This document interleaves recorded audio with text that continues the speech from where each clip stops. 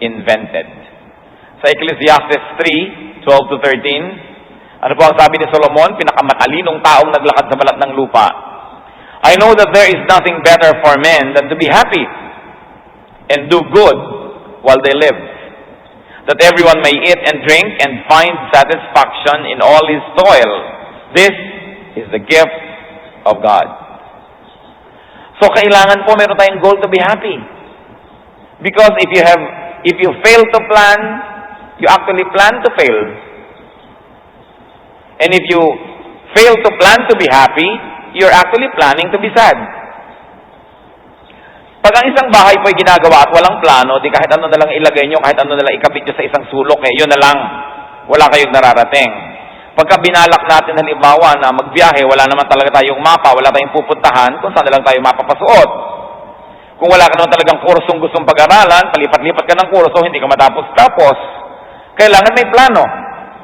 At kailangan kasama po sa plano na yan, mga kapatid, maging masaya. You've got to plan. You've got to make it a goal so that you have a clear set of steps that you must take so that you will be happy. Happiness doesn't grow on trees. Happiness does not fall from the sky. It must be worked for. And if needed, it must be protected. Napakarami pong mga bagay na gusto tayong nakawan ng kaligayahan. Taong hindi mo kilala, sisimangutan ka. Taong hindi mo kaano-ano, matatapakan ka. Taong hindi mo malang binabalak na makita sa buhay mo, biglang naging dahilan ng iyong kalungkutan, nanakawan ka, sasaksakin ka, o hold upin ka, re-rapin ka.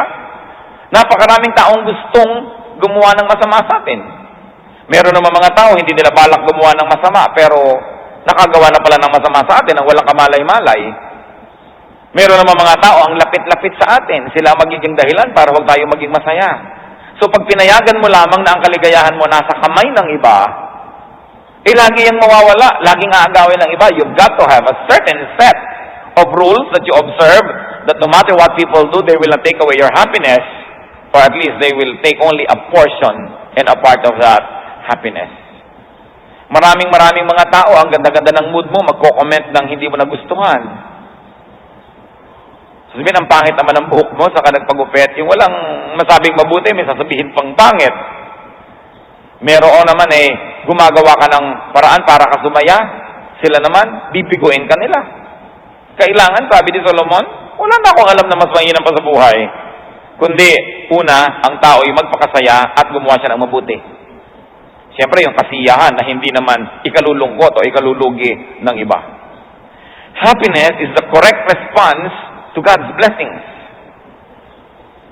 Are you blessed by God? You must be happy. Binigyan ka ng Diyos ng paa, lumakad ka, mamasyal ka. Binigyan ka ng Diyos ng kamay, may gawin ka na nakakapagpasaya sa'yo. Binigyan ka ng mata, tumingin ka sa magagandang tanawin. Binigyan ka ng bibig, magsalita ka, kumanta ka. Nakakagalaw ka, sumayaw ka.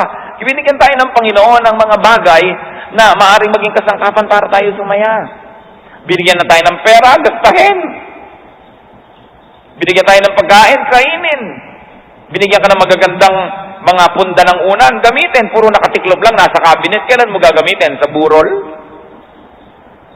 Binigyan ka ng magagandang plato, sinasamba mo sa loob ng estante. Binigyan ka ng magandang sopa, ayaw mong paupuan, may takipang plastic. Meron pa daw carpet, tapos tatakpan din ng plastic, walang tatapak. Pag may ibinigay sa'yo ang Diyos, enjoy it. Because it is God's gift. Hindi lang ibig sabihin naman na wasakin mo na yan at huwag ka na magtira.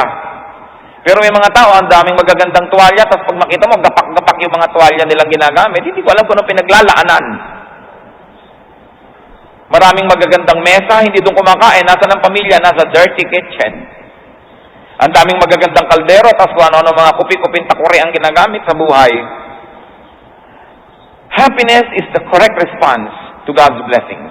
Ecclesiastes 5:19. Moreover, when God gives any man wealth and possessions, and enables him to enjoy them, to accept his lot and be happy in his work, this is a gift of God. Sabi ko, kayo binibigyan ng Panginoon ng kayamanan, o kung hindi man sobrang daming kayamanan, binibigyan kayo ng mga ari-arian, at pagkatapos binigyan pa kayo ng pagkakataon na lasapin ang sarap na ibinibigay nito, aba, tanggapin mo ang iyong kalagayan at ang iyong pinagpalang kalagayan at maging masaya ka sa buhay. Sabi, ito ay regalo ng Diyos. We should be grateful for what God gives. Therefore, you do not allow yourself to get distracted by what you do not have. Sit down, count your blessings, and be happy with what you have. Because if you are not always looking at what you do not have, and especially if you're looking at what other people have, you will not be happy. Ang simple-simple niyan, kaya pinagbawal ang coveting. Sabi, do not covet. Tingnan nyo, pag umorder kayo ng pagkain sa isang restaurant, kahit na ang tagal yung pinili yung o-orderin nyo, pag dumating yung order ng kabilang mesa, laging mukhang mas masarap. I mean, ano yung order niya? Parang yun yata ang gusto ko. Pero ikaw naman na hindi pinilit doon sa in-order mo. Laging parang mas maganda ang bakura ng kapitbahay, laging parang mas maganda ang asawa ng kapitbahay, parang laging mas matalino ang anak ng kapitbahay. Kaya ang mahalaga, lagi mo nalang tingnan what you have, what God gave you, and work hard at being happy with it. And be appreciative. How can you be appreciative? By using what God gives you. Kung kayo man po nagregalo ng isang bagay, ako may mga taong tinigilan ko ng regaluhan kasi hindi ko nakikita ang ginagamit. Siguro, ako sisikip lamang ang cabinet nito, dadagdag na naman niya sa kanyang stock ang ibibigay. Huwag na lang, ibigay na lang sa gumagamit. So ang Panginoon, pag may ibinibigay sa atin, gusto naman niyang makita ang ginagamit natin yan. Hindi lang talento, hindi lang yung pang-ministry, kundi rin po yung mga pampasigla sa atin at pampasarap sa buhay natin. Gusto rin niyang gamitin natin yan. Kaya yung mga bakasyon dapat ginagamit, hindi kino-convert sa cash. Kasi pag yung bakasyon, gusto ng Diyos, nakakapagpahinga tayo, nalilibang, naaaliw, pagbalik mo sa trabaho, kahit nagbakasyon ka, mas masaya ka, mas masigla ka. Pero kinonvert mo sa cash, mahirap ka pa rin naman sa ending Hindi ka pa nakapag-enjoy. One way to appreciate is to use what God gives. Enjoy, use, and never fail to share what God gives. Kasi po merong miraculous, magical happiness ang sharing. At yun lang mga nagbibigay ang nakadiscovery nito na meron palang ligaya at sarap at saya na nakareserba para lang sa mga mapagbigay. Merong ganung uri ng kaligayahan na hindi nararanasan ng mga makasarili, ng mga selfish people. And you should remember this, when God gives you good things, and then gives you the opportunity to enjoy them, that's double blessing. Sabi, when God gives you and enables you to enjoy it. So what enables us to enjoy? Time. Kailangan natin ng oras para mag-enjoy. Ipinaplano din natin ng oras. Mga kapatid, pag hindi ninyo ipinrotekta ang oras nyo mula sa kung kani-kaninong manghihingi ng oras, mahihingi ng lahat ng oras nyo at walang natira sa inyo. Samahan mo naman ako doon. Kahit naman ayaw mo sumama, sumasama ka, hiningi niya ang oras mo. Sana yung oras na yun, nagamit mo na for your own enjoyment, pinamigay mo na naman. Yung mga hindi marunong magsabi ng no sa lahat ng imbitasyon. Yung mga may darating sa bahay mo, balak mo maglinis ng lahat ng cabinet at 3 oras na ayaw pang umalis. Nanakaw na niya ang kaligayahan mo. Kaya pwede mo sabihin, alam mo, pwede pa ako makipagkwentuhan ng 10 minutes. Pagkatapos, maglilinis ako ng cabinet ko, umuwi ka rin at maglinis ka rin ng cabinet mo. Hindi yung sang-ayon ka na lang na ubusin ng tao ang iyong oras. Alam niyo, marami mga tao, lalo yung mahilig magpa-counsel. Kaya akala ng ibang hirap naman magpa-counsel sa mga pastor. Bakit may appointment pa at may oras-oras pa? Kasi karamihan ng namang problema, walang ibang gustong gawin kundi huminga ng huminga ng huminga. So magpapa-counsel sa'yo, 2 oras na kayo nag-uusap, wala pang tinutumbok. Sabi ko, teka, magpapa-counsel ka ba? Ano bang goal ng counseling natin? Gusto mo mahingi ang payo ko o gusto mo lamang talagang umatukal dyan at pakinggan kita ng pakinggan at paulit-ulit ka na para na tayong ruwedang paikot-ikot? Even the time of pastors and counselors must be protected from those who like to consume them needlessly. Kailangan ipinoprotect nyo yung enablement nyo to be happy. Therefore, you must be able to say no when you must. What other enablement does God give us? Not only time, So you value your time and you plan your time, but also people to enjoy with. Alam niyo naman, happiness multiplies when there are people you share it with. And sorrows become smaller when there are people to share it with. So people are blessings. Pero kung kagalit mo ang iyong hipag, kagalit mo ang iyong kapatid, kagalit mo ang iyong manugang, kagalit mo ang iyong biyanan, kahit saan ka tumingin, naiinis ka, siguradong magiging malungkot ka. Kaya kailangan, kung napapansin mong marami kang kagalit, suriin mo ang iyong sarili, baka something's very wrong with you, or you are a saint and you're a perfect person, then something's wrong with the world, but still, you have to do something to be happy in spite of the people around you. Gagawa ka ng paraan. When God enables you to have good health, kailangan ine-enjoy mo yan. Hindi lahat ng araw, mga kapatid, malusog ang tao. Hindi lahat ng sandali ay malakas ang katawan. Kaya dapat sa mga panahon na malakas ang katawan, samantalahin. Gusto nyong akyatin ang bundok Banahaw, akyatin nyo na habang hindi pa kayo punong-puno na arthritis. Habang meron tayong pagkakataon, o kaya meron tayong sakit, may mga moment na gumagaling tayo, do something that you like to do. You've got to be creative, but you've got to fight for your right to be happy. At alam nyo, kung tao ay sasaya, hindi siya dapat laging nag-iimpok. Hindi siya laging nagtitipid. Nag-iimpok ka ng konti, nagtitipid ka ng konti para sa iyong mga maaari, mga emergencies na mangyari. Pero kung wala kang ginawa sa buhay mo kundi mag-impok, alam nyo, uutangin lang yan ng iba. Tinitiyak ko sa inyong uutangin lang ng iba. Kasi lahat ng kamag-anak nyong nakakaalam na may inimpok kayo, walang pag-iinteresan kundi ang inimpok nyo. So pag may dumarating silang pera, gasta sila ng gasta, kasi alam nila, pag nagipit tayo, utangin natin yung iniipon itong ating kapatid. Ganun ang gagawin nila. Kaya dapat marunong ka rin magprotekta ng iyong kinikita, hindi ka ipon ng ipon, kasi lagi kang paliligiran ng mga taong gustong hututin ang iyong inipon. O kaya hindi man nila hinutot, bigla ka namatay, ipinamana mo sa manugang mong hindi mo nakilala, kanya na. Marami na po ako nakita mga kapatid na sobra mag-impok. Tapos ang mga buhay nila hindi masasaya. Pagkatapos iba ang nakinabang ng iniimpok nila. Meron pa ngang isang nabalita, napalagay pa sa dyaryo itong babaeng ito na taga-Amerika. Kahit winter, hindi siya nagbubukas ng heater sa kanyang bahay, makatipid lang ng kuryente. Ang bahay niya ang dilim-dilim, ni ayaw magbukas ng ilaw. Nung namatay, ang yaman-yaman pala niya. Ang yaman-yaman. Napunta ngayon kung kani-kanino yung kanyang kayamanan. Tinitiis mo yung ginaw. Nagtitiis ka na walang magandang pangginaw. Para kanino? Kailangan, pinag-aaralan din nating mahalin ang ating sarili. Bagamat hindi naman natin minamahal ng higit sa Diyos o higit sa kapwa. Pero dapat mahal mo rin ang iyong sarili. Huwag kang impok ng impok. Kailangan marunong ka rin, yung kinita mo ngayon, gagasasin mo, nagtitipid ka ng konti, pero hindi puro tipid. Nakakatiya ka ba that you will live long enough to enjoy what you're saving? Gifts are meant to be enjoyed, especially God's gifts. So mahalaga, correct response to God's blessing. Happiness should be enjoyed in good times.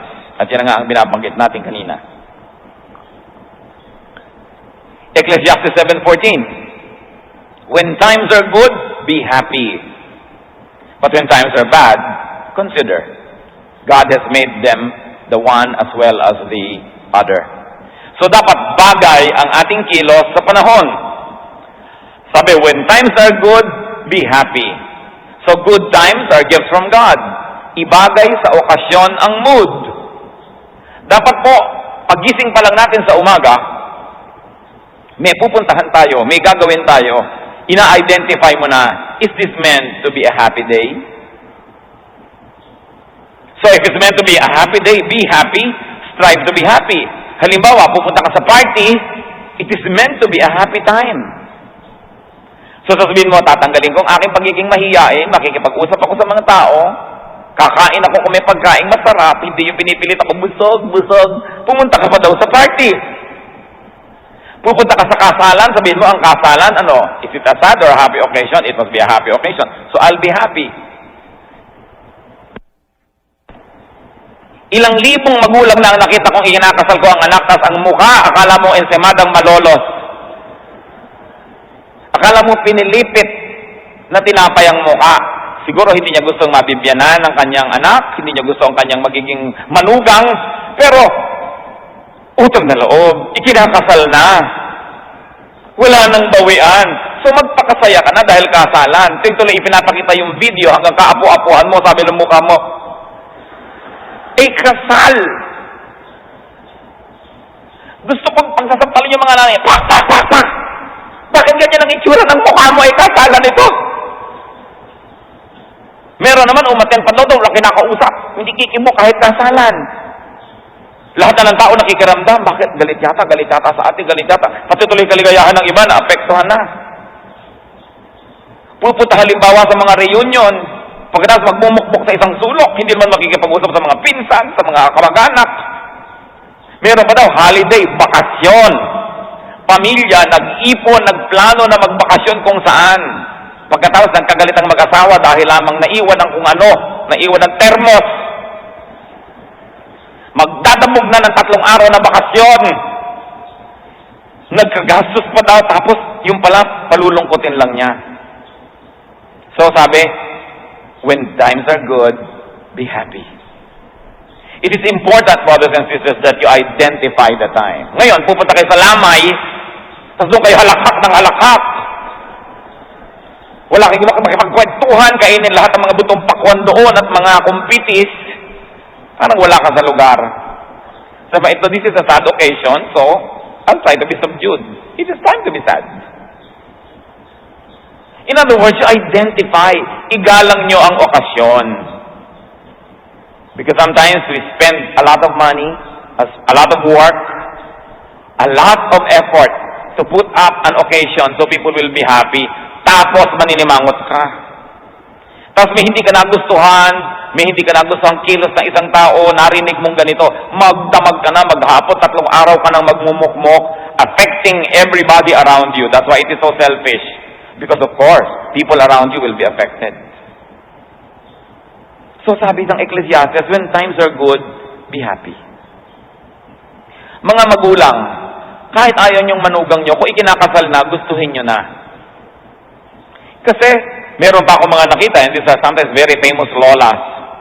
Eto na yung apo, ayaw sa napangasawa ng anak. Ni ayaw buhatin yung apong bagong panganak. In fact, I can quote somebody, tandang-tanda ko sinabi. Sabi niya, he looks so frail and I lack practice. Kulang daw siya sa pagbubuhat. Actually, ayaw lang manugang, ayaw sa manugang. Nung lumaki naman yung apo, joy of her life. So, tatanggapin mo rin lang yan, 10, 15 years from now, tanggapin mo na. Yung mga nagtatampuhan, magbabati din lang naman yan. 3 araw pang nagtiis. Mahirap sa puso. So sabi niya, Solomon, when times are good, be happy. And identify, this is a sad day. You know, there are only very, very few days that are meant to be sad. Sadness should only be a few tiny dots in an otherwise long, happy line of life. But why are many days sad? Because people choose to be sad. And because people choose to make other lives around them miserable. Because they feel miserable, they make everybody else become miserable. And that is the height of selfishness. Kailangan maging masaya ang tao. Sayang ang buhay kung malungkot lang. Happiness is to be had in youth. Ecclesiastes 11:9. Be happy, young man, while you are young, and let your heart give you joy in the days of your youth. Follow the ways of your heart, and whatever your eyes see. But know that for all these things, God will bring you to judgment. So sinabi, magpakasaya ka, huwag mo lang lilimutin, naharap ka sa Diyos. In other words, kung anong kaligayahan na pwede mong gawin, gawin mo. Huwag ka lang lalampas sa tama, dahil tiyakin mo, at tinitiyak ko sa iyo, huhusgahan ka ng Panginoon pagdating ng araw. Pero lahat ng pwede mong gawin na kasiyahan na hindi naman ipanghuhol ka sa iyo at isusumbat sa iyo ng Diyos at hindi ka pagbabayarin, gawin mo. Dahil bata ka sabi. Kaya tama-tama sa mga youth na maging masaya dahil wala pang masyadong worries, responsibilities, wala pang masyadong mga illnesses and awareness about the sad facts of life. So it's a time to be happy. But many of us don't allow the young people to be young. Isasama pa daw mga bata sa picnic, sa excursion, pero walang lalabas ng bahay. Walang pupunta sa tubig. Walang pupunta sa may puno. Ba't hindi niya nilang ikulong? Para madalian kayo mag-alaga at huwag siyang manganib. Kaya kinakailangan pinapayagan din natin ng mga young persons. Pero siyempre may limitasyon. Kung may danger talaga, hindi. Pero you should define what danger is. Hindi yung sobra na linis ng bata. You know, children should be clean enough to be healthy, but dirty enough to be happy. Pag sobrang linis na parang lagi nasa ospital, una, hindi na nakaka-develop ng antibodies, humihina tuloy ang katawan. At pangalawa, alam niyo yung batang kay linis-linis ng damit, maghapong may pinuntahan, ang linis-linis ng damit, isa lang ang tinitay ako sa inyo noon, isang masungit na nanay. At isang batang hindi nag-enjoy. Dahil ang gusto ng nanay, ang batang anak niya, parang manikang Barbie doll na nasa loob ng eskaparate. Hayaan niyong gumulong-gulong. Sapagkat may panahon ng lahat ng bagay na yan, pagkaedad niyo na siya, gugulong pa ba yan? Ang hirap naman sa atin, gustong-gusto mo, ay, ang bata nakakalakad na, wow, hakbang, hakbang. At pag marunong maglakad, huwag kang aalis ng bahay. Huwag kang aalis dyan ka lang. Siyempre, merong hangganan ang pwedeng gawin dahil ngayon, mapanganib ang panahon. But parents must know which they should allow and which not. Because sometimes we deprive children of their childhood because we expect them to behave like adults. The very nature, the very disposition, the very situation of children and young people are very conducive to happiness. Kaya kailangan huwag tayo ang maging sagabal dyan. Dapat we should make children as happy as possible. Kasi yung kaligayahan ng bata habang maliit siya, baon-baon niya buong buhay. Yun ang kanyang panglaban sa lahat ng sakit ng mundo. Pero tingnan niyo yung mga batang lagi na lamang inapi, lagi na lamang pinagalitan, lagi na lang ginulpe. Pag lumaki, gumaganti sila sa mundo, galit sila sa mundo, dala-dala nila sa puso nila. Pabaunan ng maraming kaligayahan ang puso ng isang bata. At napakalaki ng pagkakataon na yan ay maging isang well-adjusted person. Allow young people to be happy and allow them to be young. Talagang napakalaki pong kalbaryo yung naliligid ka ng mga teenager na wala na makakwenta-kwenta, tawanan, ang iingay, ang pasan niya talagang nakakaligalig sa mga may edad na. Pero kung gusto natin na payagan silang maging ganon, dapat umimbento rin tayo ng sarili nating peace, sarili nating kaligayahan, kahit sila kuminsan nakakagulo sa ating gustong katahimikan. But we should not impose on them the taste of adulthood because they are not adults yet. Kailangan silang bigyan ng ganong pagkakataon. Sapagkat dumarating ang pagkakataon, ibigin man nilang sumaya, ibigin man nilang lumakad, hindi na rin nila kaya. John 21 verse 18. I tell you the truth, and this is the Lord speaking. When you were younger, you dressed yourself and went where you wanted. But when you are old, you will stretch out your hands, and someone else will dress you and lead you where you do not want to go. Sabi ni Lord, darating ang panahon, binibihisan ka ng ayaw mong isuot sa'yo, dinadala ka sa ayaw mo, pero matanda ka na kasi wala kang choice. So, yung batang pwede pang magbihis at pwede pang pumunta doon, hayaan. Huwag lang naman yung sinipuna dahil kita na yung pusod, nagdamit pa daw. Kailangan na pagbibihis ay decente, hindi ka nagiging sex object. But we should allow a little leeway. Nung araw, pati haircut talaga, very regulated. You know, kasi yung magulang crew cut, gusto yung anak crew cut din. So, binibigyan natin ng konting pagkakataon yung mga young people to be young, not to be like us. Because when they are our age, they will be like us. But when they are young, we allow them room to be young. So long as they have limits and they do not needlessly endanger their lives. It is important in life so that we can be happy. Happiness should be expressed. Happiness should be celebrated. James 5:13, is anyone happy? Let him sing songs of praise. In other words, masaya ka na pala. Huwag mo nang pigilin. Ang pipigilin lang kasalanan. Pero yung masaya ka, bakit ayaw mong ipahalata? Gustong-gusto mo na yung kinakain mo, magtitira ka pa ng konti, ay baka mapagsabihan akong patay gutom. Gusto mo na pala, kainin mo lahat. Natutuwa ka pala, tumawa ka. Meron naman natutuwa na ayaw kang tumawa, baka mapagkamalan ako mababaw. Kaya nga sabi ni Sampaguita, ayaw ka ng patry-try, ang gusto ko ay todo bigay. Basta't hindi sa kasamaan at hindi sa kasalanan, celebrate, be open. And I tell you, brothers and sisters, say yes more often to the good things. Meron mga tao, gusto mo ba ito?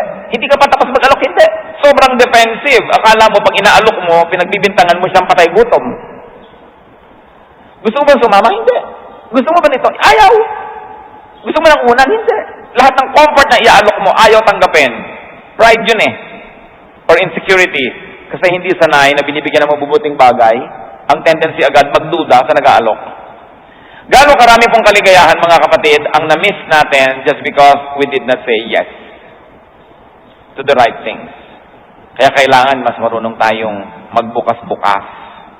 Lalo pangat kung ang assessment nyo sa sarili nyo, hindi naman kayo talaga ganun kasaya. Dapat may baguhin sa equation para maiba yung product. Ibahin ang timpla para yung ending maiba. And the Bible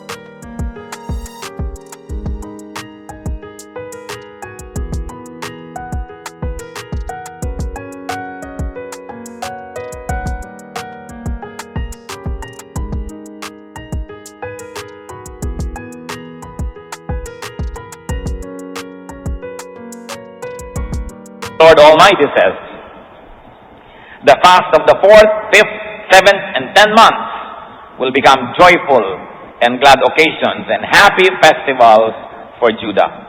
Therefore, love, truth, and peace. So pati po yung mga buwan ng pangingiling at mga pag-ayuno, itinatalaga ng Diyos na itong mga schedule na ito will become happy and joyful occasions. In other words, well, the Lord understands and even wants us to go through some quietness, sometimes some sadness, so that we can reflect. The Lord also wants us to enjoy and to be happy. So be happy. Make it your goal to be happy. You say, today I'm going to be happy. No matter what my mother-in-law does, I have decided I'll be happy. No matter what my spouse says, no matter what behavior I see from my neighbor, I decide that they are not going to be the determining factors of my sadness or happiness. I decide to be happy. Kung natutuwa ako sa itsura ng buhok ko, kahit sabihin ng lahat na mukhang pugad ng ibon, basta decided ako, masaya ako doon. 1 Thessalonians 5:16, be joyful always. And of course, you should also make others happy. Kaya meron po tayong pananagutan. Do you know that cheerfulness is charity? Akala nyo ang charity yung nagbibigay lang kayo ng dugo, nagbibigay kayo ng damit, nagbibigay kayo ng gamot? Yung iningitian nyo ang tao, yung masaya kayo, ginagawa nyo rin siya ng mabuti. Yung may kasama kayo sa bahay, may kasama kayo sa biyahe, na hindi na kayo pinapakiramdamang ano kaya, malungkot kaya siya, galit kaya siya, masama kaya loob niya. So tinatansya-tansya ka pa, sinusuyo-suyo ka pa, na nagkakatrabaho tuloy sila. Actually, it is charity to let people know that you're alright, that you're happy. And even if there are some causes of sadness in your heart, you don't always show it so that you don't affect other people. That is kindness. Pero dahil nasira ang mood nyo, sisirain nyo rin ang mood ng lahat. That is selfishness. Make others happy. 2 Corinthians 7:13. In addition to our own encouragement, we were especially delighted to see how happy Titus was, because his spirit has been refreshed by all of you. So Titus was depressed, was sad, but his spirit was refreshed by others. And Paul says, ikinalulugod ko na dahil sa inyo, sumaya-saya si Titus. Meron tayong pananagutan sa isa't isa. Hindi tayo nabubuhay para sa sarili lamang. Kaya kailangan iniisip din natin, paano ang magiging reaksyon ng iba? Dadalo ako ng kasalan, tapos maninimangot ako, paano ang reaksyon ng mga kabilang partido? Paano ang reaksyon ng lahat ng tao? May pananagutan ako, it's a happy occasion, I'll contribute to its happiness. And if I will not be able to contribute actively, at least I will not actively destroy the happiness of other people. And you know what, church? Another important thing is to allow others to give you happiness. Payagan nyo na pasayahin din nila kayo. May mga tao gusto naman nila sila lang yung bigay ng bigay pero ayaw tumanggap. Payagan nyo na pasayahin din kayo. May mga magulang sobrang martir, walang iniisip kundi magbigay sa anak, tapos binibigyan na, tinatanggihan pa. Kasi iniisip, nahihirapan ng anak ko, wag na lang akong bigyan. Payagan nyo rin ang taong pasayahin kayo. Payagan nyo yung mga tao. Kung sinusuyo kayo, pasuyo na kayo. Huwag na kayo mag-play hard to get. Kasi maiksi ang buhay. Bawat isang araw na hindi ka masaya, kabawasang malaki. Meron nga po tayo isang kapatid, kinalulungkot natin. So, makabilang buhay na. So, ganyan ang buhay. Halimbawa na isang pastor, tulad ng inyong lingkod, may ipinapanganak ngayon, may mamamatay bukas, may nanganganib ngayon, meron namang biglang gumraduate, hindi mo na malaman kung paano ka sasaya, lulungkot within a span of 1 minute. Dahil ang buhay napakaiksi at ang buhay napakarupok. Yung kasama mo lang ng isang linggo, hindi naglipat linggo, namatay na ilibing, sa loob ng isang linggo, ang daming pwede mangyari. So, paano nyo papayagan na meron kayo isang linggong hindi kasundo? Paano kung next week, wala na pala siya? Sisisi kayo ngayon. Naku, bibigyan ko pa naman ng rambutan. Pinaurong-urong mo pa, hindi mo na tuloy nabigyan at namatay na. Kaya mahalaga yung sinasabi ng kantang, we may never love like this again. Ayaw niyong sobrang malungkot pag may namatay, lalo't malapit sa buhay nyo, huwag kayong makipagkagalit. Huwag kayong makipagsamaan ng loob. Para kung biglang namatay, wala kayong pagsisisihan. Hindi yung naku, bala ko pa namang humingi ng tawad sa kanya, namatay na lang. So, kailan ka pang hinihingi ng tawad? Dala-dala mo ngayon, mabigat. Dapat po mga kapatid, pag may namatay, nalulungkot ka lang dahil mamimiss mo, pero hindi dahil may atraso ka. Huwag kayong pumayag na may atraso kayo kahit kanino, lalo't malapit sa inyong tao. Dahil baka mamatay mamaya. Pwedeng mangyari. Napakarami ko nang nakitang taong hindi mo inaasahan na namatay pala. At meron namang talagang ipinapanalangin hanggang mamatay na. Tapos ang tagal na nabuhay pa. Hindi, meron po talagang ganyan. Pastor, ipanalangin niyo naman pong kunin ako ng Diyos. Nakakatiyak ba kayo? Yan ang gusto niyong panalangin? Opo, talagang gusto ko. Hirap na ako sa kalagayan ko. Tiyak naman ako sa Panginoon. Wala na naman ako ibang project. So, okay na sa akin. Tiyak nyo. Ipapanalangin natin. Opo, di ipapanalangin. O Diyos ko po, kunin nyo na siya dahil gusto na niya. Tapos ang haba-haba, hindi naman kinukuha ng Panginoon. Meron naman papa-attendin mo na meeting bukas. Lagot ka sa meeting bukas. Yung pala, namatay na ngayon. Nakakatiyak ba kayo? Kayo ba may mga kasamaan ng loob?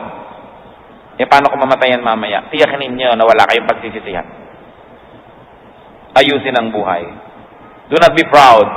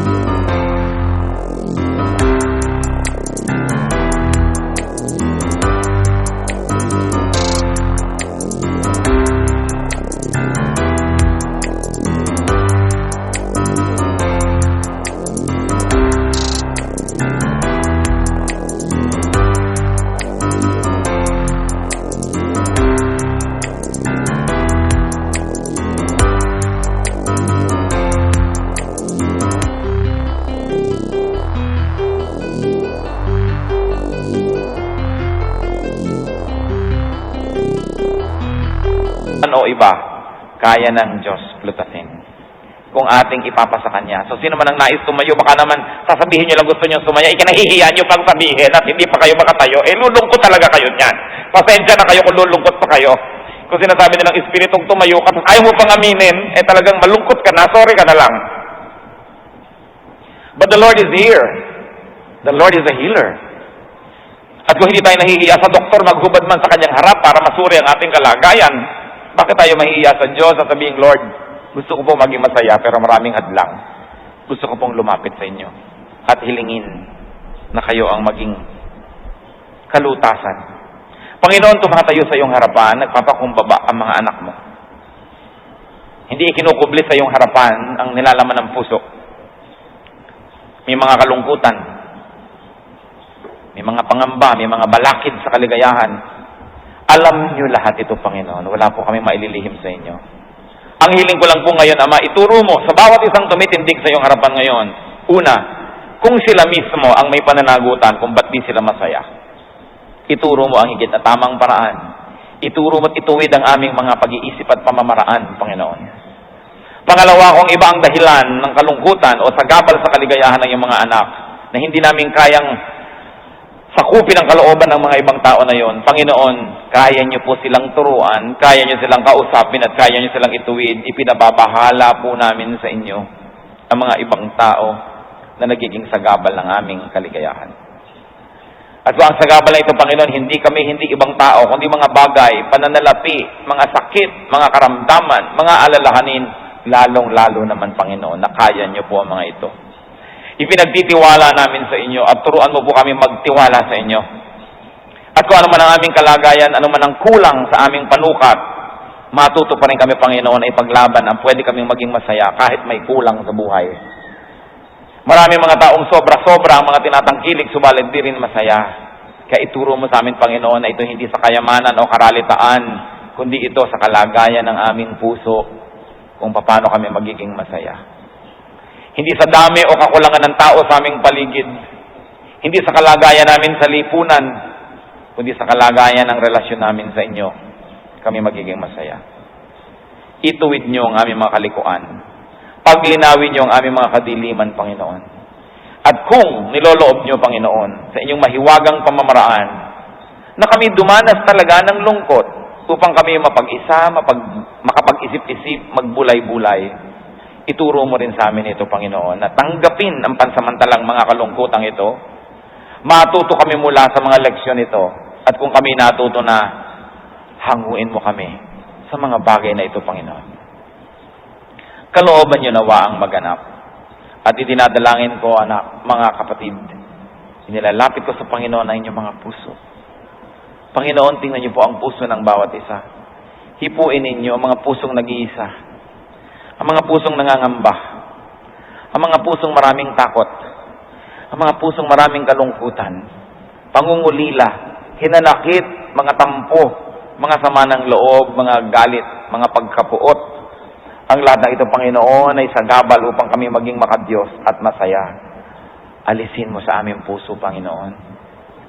You have given us free will, so it can be in our will to be angry. But Lord, right now we surrender that will to you now and ask you, let your will be done.